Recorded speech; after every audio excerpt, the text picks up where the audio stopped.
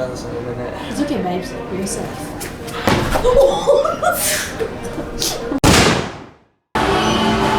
Calisthenics.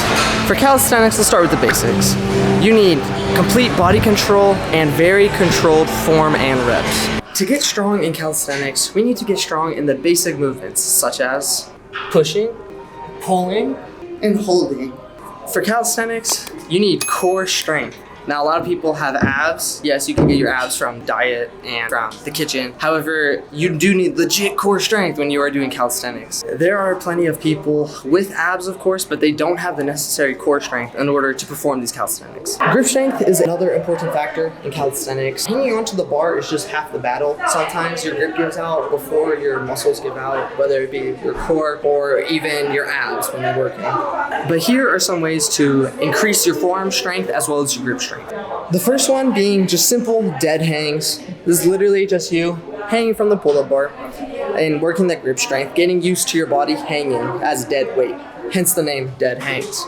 And as you progress for these, you can eventually go to one-arm hangs. Be sure to hit both sides for muscle symmetry. Another thing you could do to increase your forearm strength is by actually getting a pile of sand, rice, whatever, and actually digging your fingers through it and really just feeling through it and just constantly digging and moving them around. You'll be shocked how much of a burn you actually feel when you do this. And one of my all-time favorite forearm exercises is by doing a supinated and a pronated forearm curl. With the supinated one, you want to let it fall down to the edge of your fingers.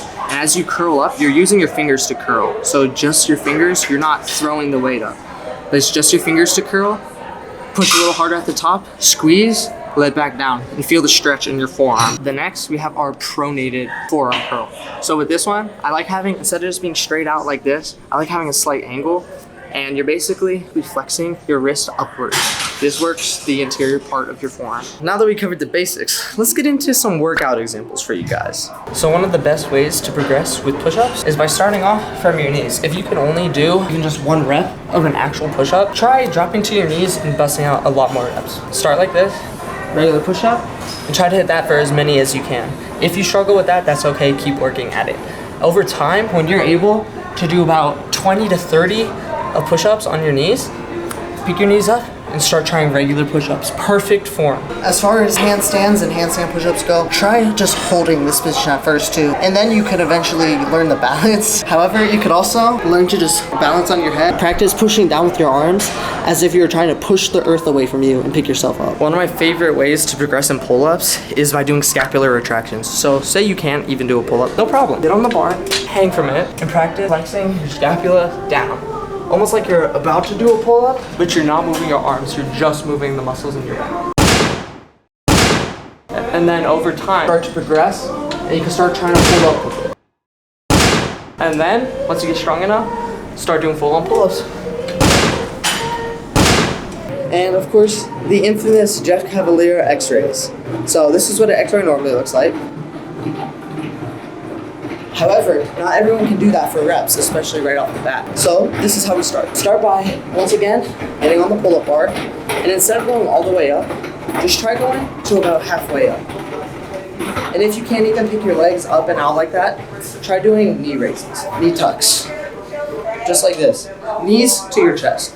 So once you get better at knees to your chest, then you go halfway. Once you get better at going halfway, then you can go all the way up. Now, of course, squats seem relatively easy. However, not everyone can do those right off the bat. So here's some progression to help with squats. A good way to start with squats is by practicing sitting down and getting back up on a box. Preferably something that allows you to almost go parallel, but that motion of sitting down and getting back up. Try to keep your back straight, come back down, sit on the box, come back up with it. Once those box sits become a lot easier, then you can start squatting regularly. Bodyweight squats. When you can do about 30 or so bodyweight squats like this, then we move on to the explosive jump squats. Here is a jump squat. You come all the way down, hands back like this. As you explode up, you throw your arms up with you. You're trying to jump essentially as high as you can, but control. So this is what it looks like.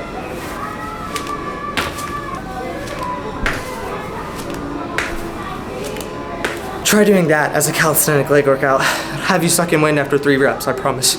maybe. Then, once you get really good at all these sort of squats, you can start doing single leg pistol squats.